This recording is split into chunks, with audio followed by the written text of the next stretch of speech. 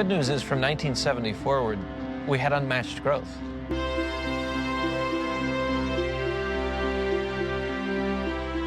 The bad news was driven by debt. How bad is the economy? There certainly has been a lot of money spent to try to create recovery, and the question is, has it been effective?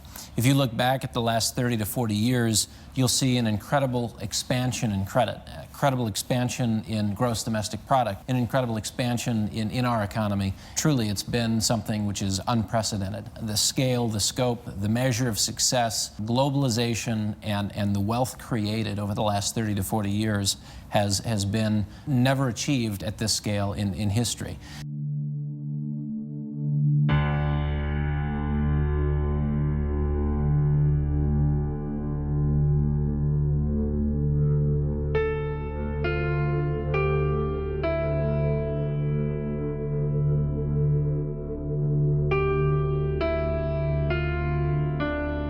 We watched our national debt go from less than $2 trillion in total to more than $14 trillion. And if the truth be told, if you include Fannie Mae, if you include Freddie Mac, if you include the off-balance sheet liabilities, $14 trillion is a small number. It's more like $20.7 trillion in total liabilities.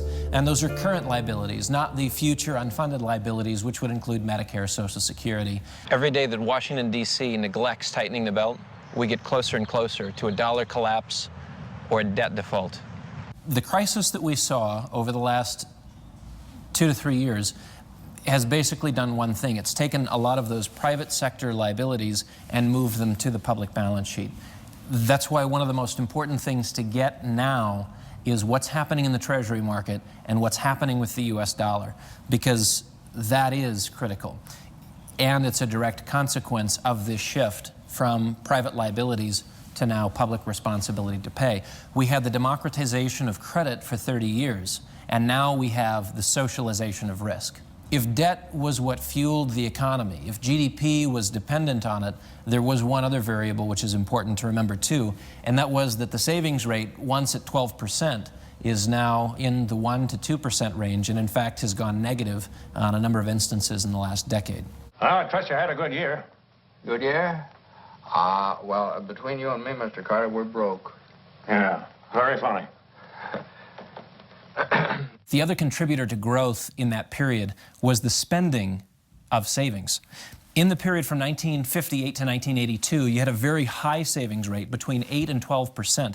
And then, when we got to 1982, you began to see that savings rate decline all the way down to, in our modern era, nothing.